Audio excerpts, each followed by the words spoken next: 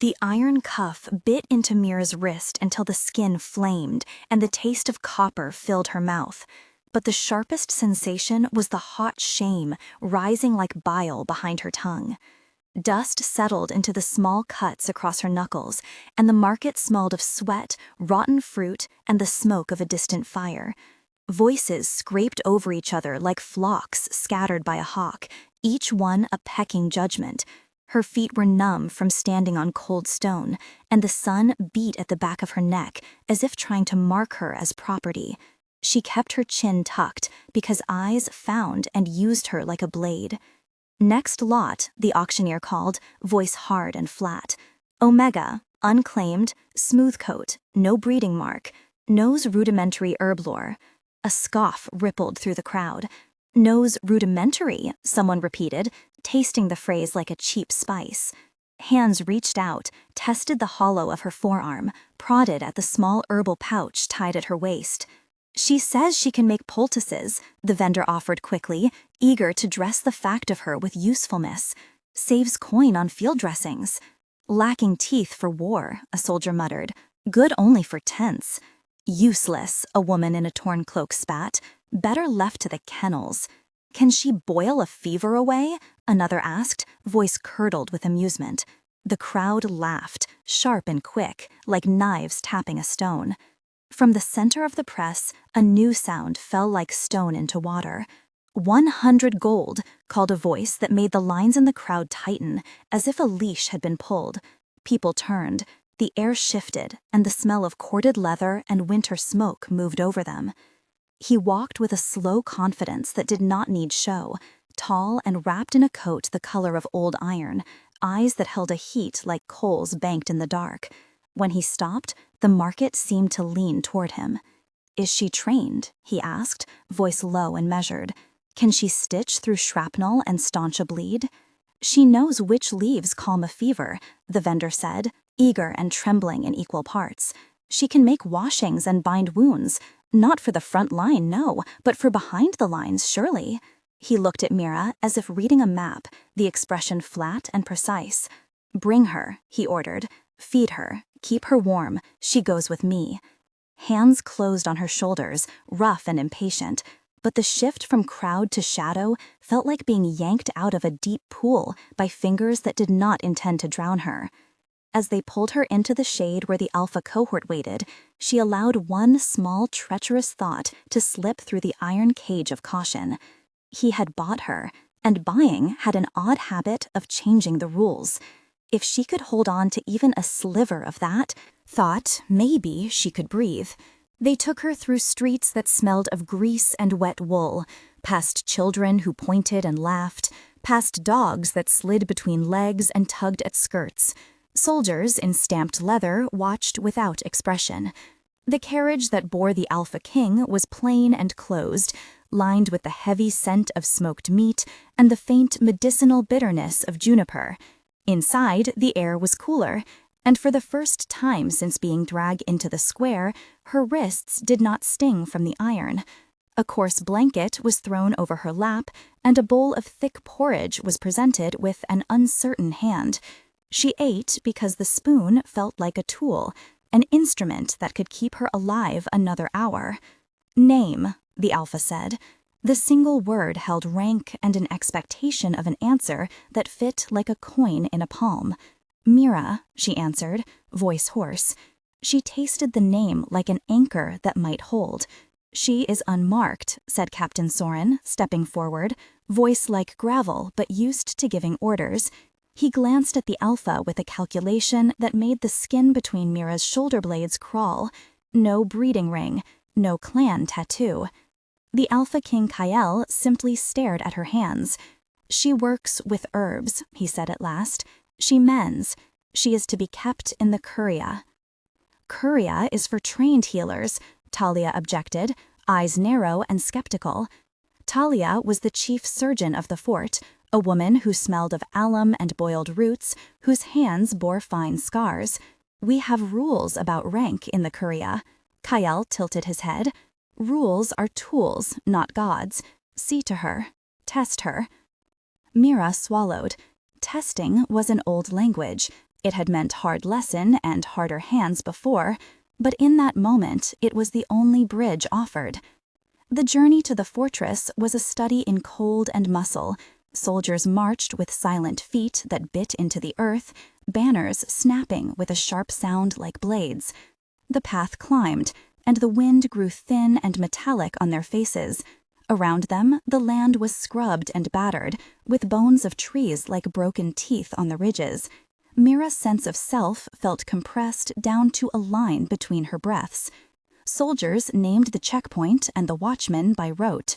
Garak, a hulking sergeant with a scar that ran from ear to collar, grunted at a pair of younger men. Rena, the quartermaster, who smelled of cinnamon and fatty stew, passed them a tarp without looking. Halen, a scout with quick eyes and quieter hands, kept glancing back as if he could not entirely trust the quiet. They crossed the outer gate, and the fortress rose like a living thing, stone stacked in patient layers, towers like knuckles against the sky. The air inside tasted different, a mix of iron and boiled herbs, and the sound of work rings in a steady rhythm. Mira was led through corridors where banners hung like pages of a forgotten book, and each face she passed seemed to weigh her, measure her for usefulness. The curia smelled of vinegar and steamed leaves and the faint metallic tang of blood. At the inner courtyard, the Alpha convened a circle. "Rules," he said. "She is not a soldier. She is not a pet. She is property of the crown with duties to the crown. Anyone who forgets that will answer."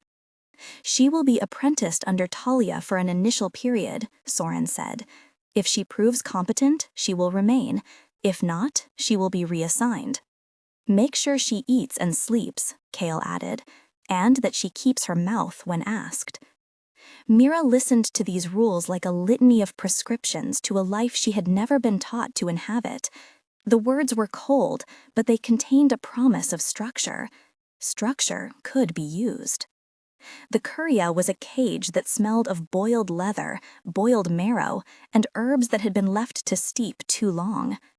Shelves ran along the walls, full of jars labeled with dates and tiny sharp script. Talia moved among them with a practiced eye. "Start by stripping her and measuring the wounds," she told an apprentice named Etta, who translated orders with a flurry of small movements. "We need to know what we are dealing with." They found small scars mapped across Mira's palms, old burns that had fogged hyaline through the skin, a needle scar that suggested a hurry learned in a cellar. She had learned how to bind with haste, to soothe fever with bitter steeps, to coax sleep from a body that would not rest. Her hands remembered rhythms she had been taught as a child in a low stone hut on the edge of a ragged wood, where her mother braided roots into sachets and hummed a song for every ache. Childhood had been a thin light. She had been taught that leaves had temper, and that water could be polite or cruel depending on the pot. Her mother had pressed a dried rue into her palm and said, "You will learn to listen to what the plant offers." Mira learned names from the earth and pain from men. She was 14 when she followed a wounded scout back to a ravine and watched a man die because no one trusted an Omega to patch a blade wound properly. The memory of that boy, lips tracing dust, had become a knot in her throat she returned to often. Years of practice tempered the knot with a steady hand. She learned suturing by candlelight and learned to read the color of blood as geography, to know when to pull and when to let go. Loss shaped her as much as the patient voice of an old apothecary named Audrin, who taught her the difference between healing and propping.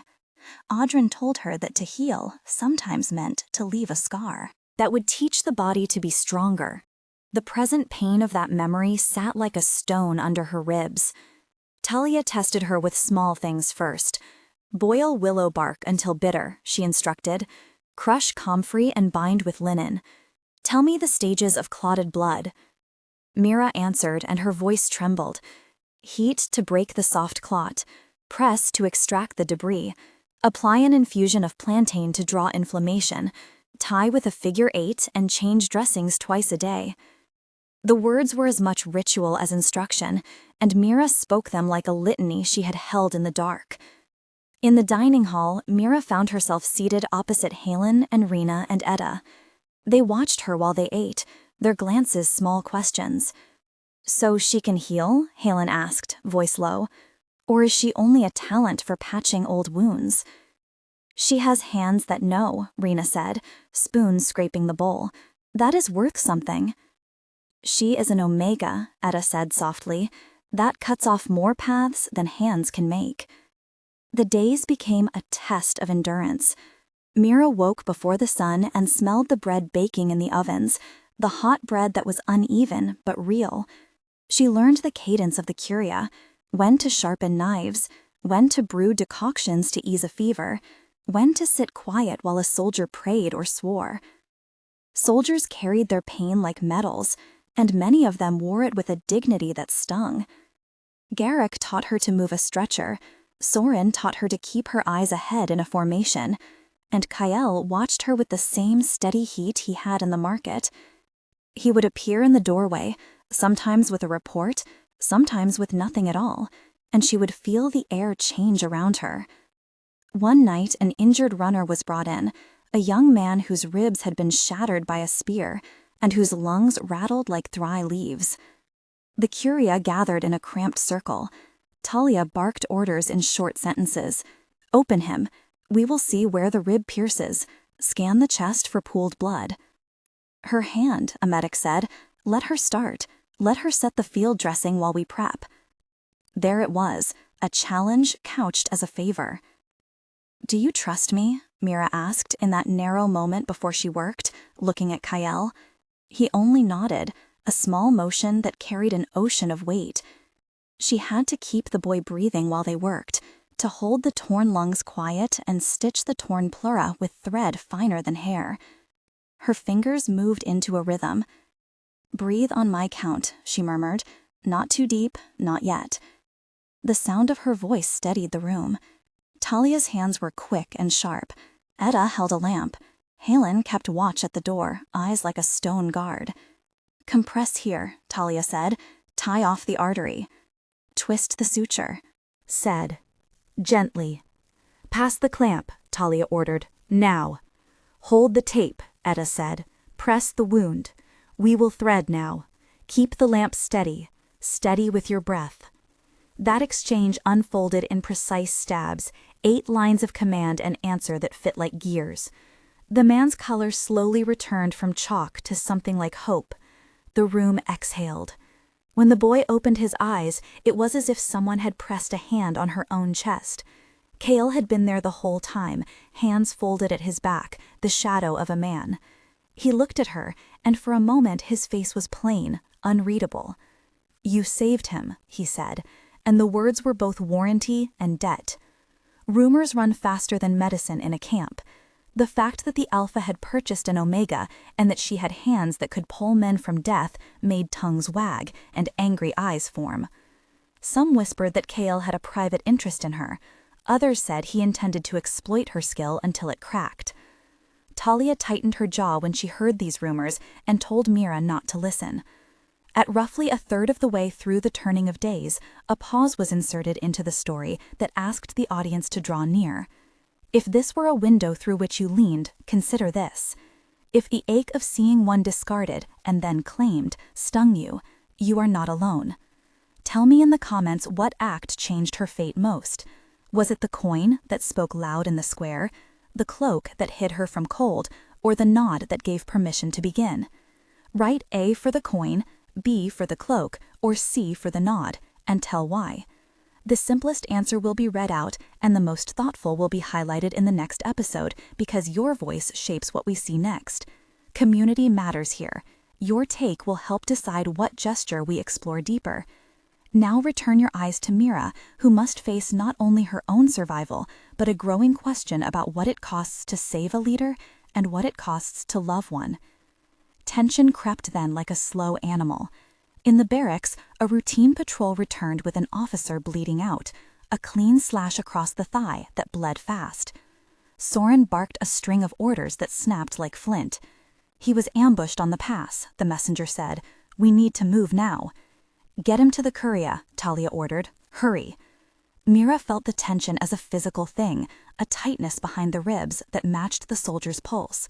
She braced and began work, while 24 pairs of eyes watched. Her exchange with Talia and the medics was long and sharp, 9 short sentences like struck wire in their rapid coordination. She worked with a scalpel that smelled of oil and light, fingers moving on a map she had learned in desperation. The wound was deeper than first thought. Blood pooled, and the man tossed like a small boat. She steadied him, pressed herbs laced with tannin to staunch the bleeding, and made a binding of honey and ash to pull infection away. Each action was precise, methodical, clinical in its tenderness. When the officer opened his eyes, the courtyard outside held its breath and exhaled. Then the truer pests began. The Alpha ordered a march to reclaim a border fort that had been taken by a band of mutineers. Rations were tight and the road was thin. Garuk and Kyle planned the formation while Talia and Mira prepared field medicine. "You will need to work under fire," Soren said. "You will not be safe." "I will do what I can," Mira answered. The march was long, and the wind had a bite that cut through cloaks and teeth. Soldiers marched with an animal rhythm, the earth moving under their feet in time. Night fell sharp and hungry, and the lights of the mutineer fortress glowed like sores on the horizon. The battle was sudden and confusing. Arrows fell like rain, and a dog of smoke rose. Men screamed, and the air filled with the metallic song of metal against metal. Kyle's voice rose clear and commanding. "Hold the line," he shouted, "solid as a wall. Do not let them break." "Left flank," Garuk bellowed, "move to meet them." "Press forward," Soren ordered, "shield up." "Cover the wounded," Talia called. "Mira, with me, now." They worked under a sky that tasted of cordite and pine. Mira waded into the chaos, the smell of blood and the feel of a soldier's skin under her hands. Her exchanges with Talia were tight and efficient, 10 lines that slid between orders and answers, the smallest errors costing dearly. She felt blades press against her shoulder, heard the bark of a man next to her, felt a breath of hot air as something exploded close by. A young recruit named Jor stumbled with an arrow lodged near the hip. "Hold," Mira said. "Stay with me." "I am slipping," he groaned. "Do not let me go," he begged. "We will not let you go," she promised. In the midst of the melee, Kyle was struck. A spear found the gap between armor. He fell forward, the ground taking him as if it had been waiting. The sight of him collapsed the world into simple and urgent things. Garuk roared, and a dozen men surged. Kyle's breath came ragged, and the blood darkened the dust. "Hold him," Talia cried. "We move him now." Mira's hands became the only sure thing. She closed the wound, pressed fingers into opening that did not want to stay closed, and worked with herbs that steamed on her palms. She used a compress of plantain and comfrey to pull the skin together, and threaded a suture where the world wanted to undo itself. The procedure required a delicate balance between pressure that stopped dying and pressure that would choke flow. She thought of Adrin and of the boy who had died, and her hands seemed to know better than her mouth. She burned a small pinch of salt to cauterize where necessary, and when Kale's breathing steadied, she felt as if she had honored something larger than a single life. But saving his life had a cost. There are procedures that take from the healer. The ritual of binding a royal wound demanded that Mira enter the place between the living tissue and the chill of death, and offer her own warmth for a time. For 3 nights, she slept beside Kale's bed, her own strength threadbare. Each thick bandage she removed took at least an hour of careful coaxing. The act of transfer required her to hold a heated infusion against the crown of the wound, to press her palm and hum a low tone to lift the fever and to push back the corrosion of pain. In clinical terms, it is a matter of thermal exchange and sympathetic vasodilation. The healer warms the area to increase blood flow and to trigger clotting, then applies a concoction high in tannin to set tissue, and antibiotics drawn from bitter herbs to keep infection from taking root. The process is methodical and precise, and it costs the healer sleep and a fraction of their own reserves of marrow and warmth. The aftermath was not kind. A whispering court formed around the alpha and the healer who had saved him. Some praised her as a miracle worker. Others spat that she had stitched a man of rule into debt. In the dark, a hand slipped into the Curia pantry and exchanged poison for salt, a small act orchestrated to break trust. Those who feared change began to work through whispers. Talia, who had been consistent, if not kind, now watched Mira with something softer in her eyes. Kael's gaze hardened and softened by turns, as if deciding what line of rule to draw where his heart met policy. The betrayal came from a place that had seemed small and trusted. A counselor named Rouse, a man whose beard had been cut to precise angles, argued for stricter measures against omegas, citing ancient codes with the cold fervor of a man in love with law. "We cannot allow exceptions to fester," he said in the council chamber. "Property must be clear." Garrick argued for caution, Soren for pragmatic use of Mira's skill, and Kael listened like a man considering whether to mend or to raise. Rouse moved in the night and arranged for a knife to be placed in the bedchamber of Kael by a hand that the guards would find in the morning. The plan was crude and meant to create scandal. It worked as intended. When Kael woke with a cut across his palm and the sign of a struggle breaking the curtains, the camp smelled of oil and old wood, and the small, sharp tang of betrayal. Accusations flew. "An attempted assassination," Rouse declared. "We cannot allow the sanctity of the clown to be broken." "Who saw it?" Garrick demanded. "Who placed the blade?" The answer came in the shape of a slipped note found in the pantry. It named Mira. The logic was simple and brutal. An outsider with access, a previous sale, and a debt. The crowd wanted a quick execution. The council needed someone to blame. Kael folded his hands, and the room waited. "She cannot be let to stand trial without counsel," Soren said. "We must hear what she has to say." "She will be held," Rouse insisted. "We will make an example." Mira was dragged to a small cell, with the scrape of boots and the whisper of rope. In that dark, she sat and felt the walls of her life narrow until they were nearly against her skin. She thought of all the hands that had held her life, her mother's, Adrin's, the boy at the ravine. She thought of Kael looking at her as if she has been an instrument, and then more, and of the way the Curia smelled when he was near. She sought calm by listing the names of 5 plants that would help a fever. Her voice was small. "Feverfew," she said to herself. "Plantain, comfrey, rue, thyme." Interrogation was a ritual. Rouse asked questions with the slim patience of someone who believed a verdict could be unearthed from a single needle. "Why would you kill him? What did you gain? Did Kael owe you?" Halen, who had quietly watched Mira since the auction, came forward with a voice that betrayed no more than the fatigue of someone pulled from watch. "I saw nothing," he said. "She has been at the Curia. I have seen her stitch and bind. I have no proof." Talia stepped forward, and her words were measured. "I have seen her hands work. She saved lives under my charge.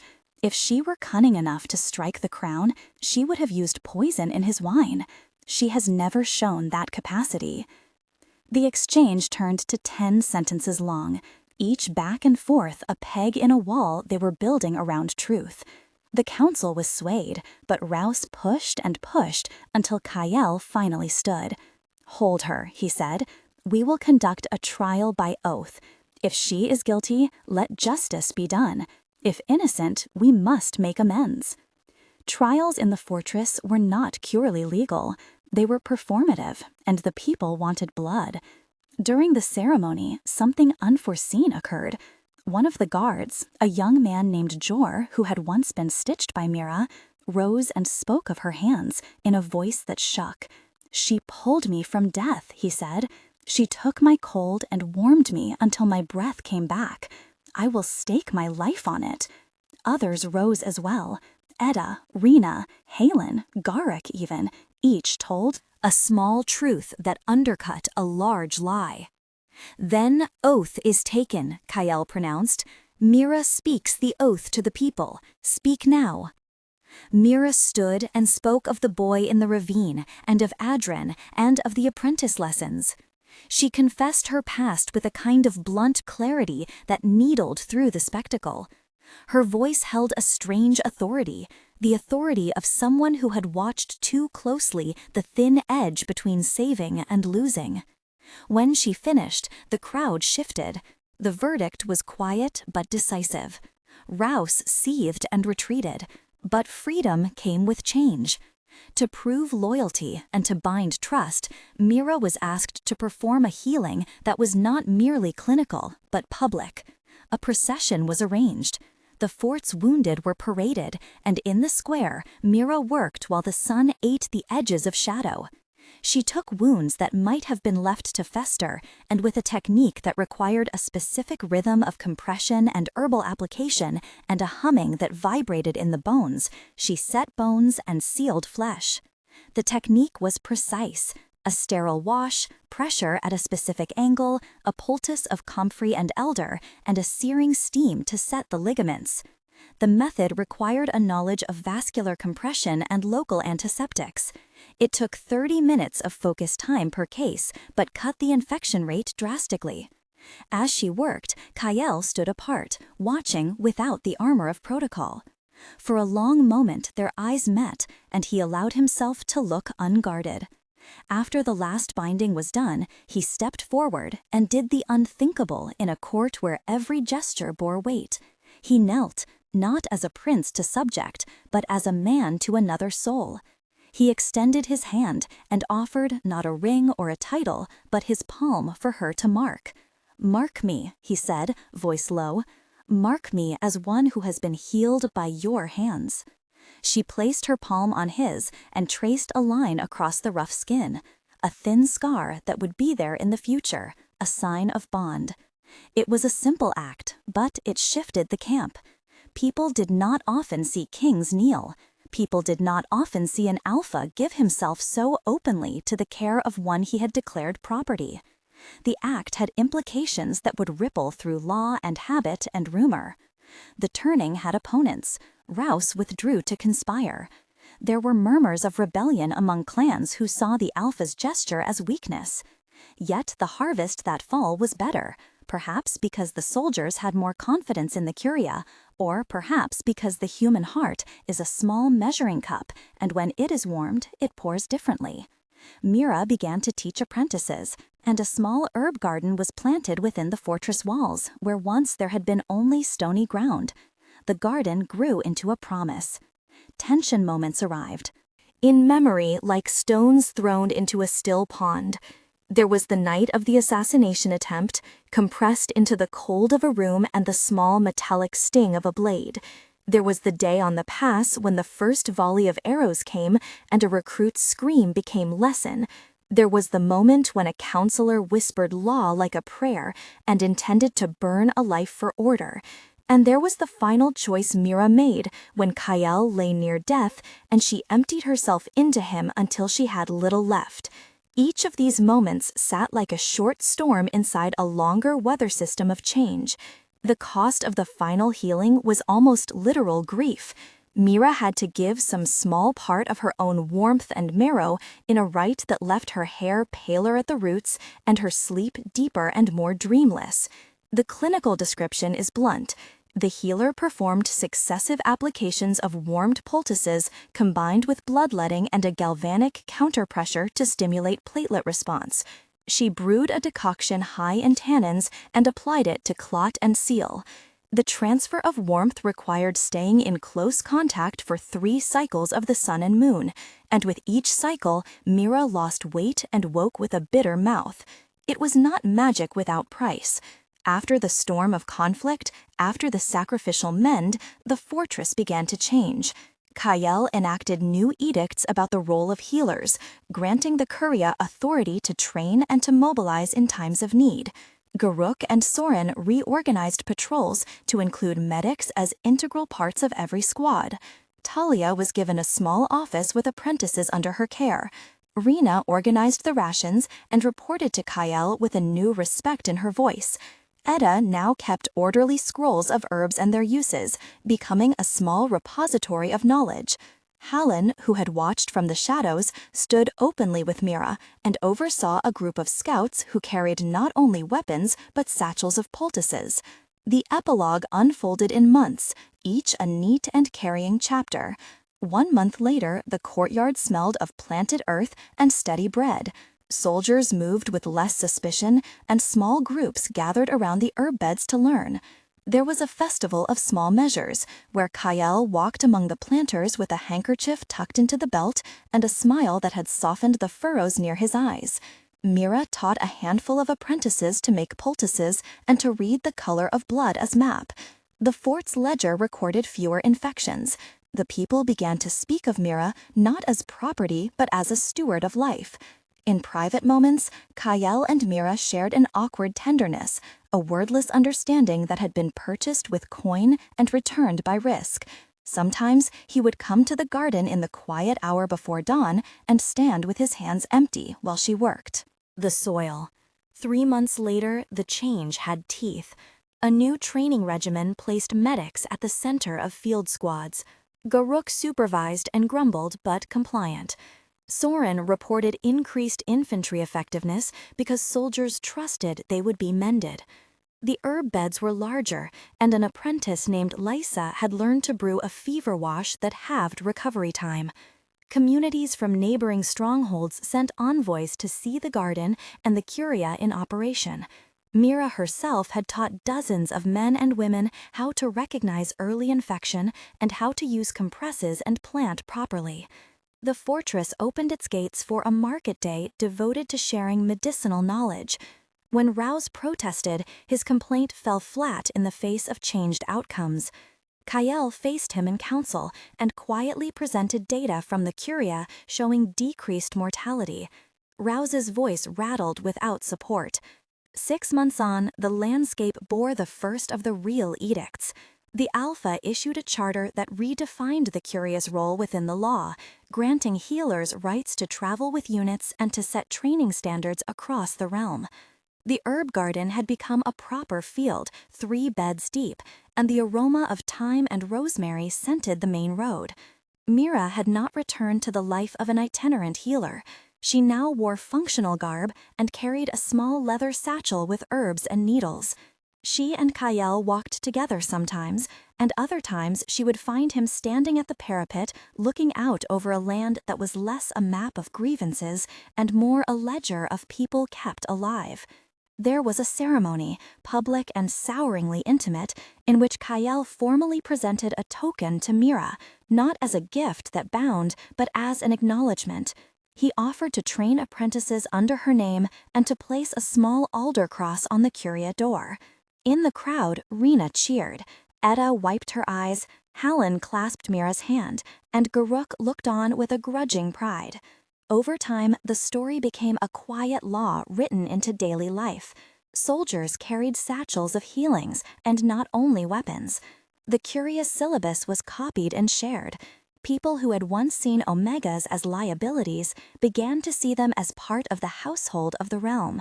The mark on Kayel's palm faded into a scar that told of a night when a life and a crown had been mended together. The final image was simple and private. On the last evening of the season, Mira and Kayel walked the herb rows as dusk settled. The wind was a cool hand, and the lamps in the fortress blinked on like small stars. He reached across and brushed soil from her forearm, an act of gentleness that did not demand anything, and perhaps asked for nothing. She laughed, short and surprised, and he bowed his head to catch the sound. Their hands met and rested, neither ruler nor subject in that small, invisible country. World beyond the walls was unchanged. The people inside had shifted. The Curia hummed with new work, and the garden promised a spring. If you felt the sting of injustice when she was sold and the odd warmth when he knelt, then you felt the pivot of the story. Share your thought below in the comments and tell which act you thought changed everything.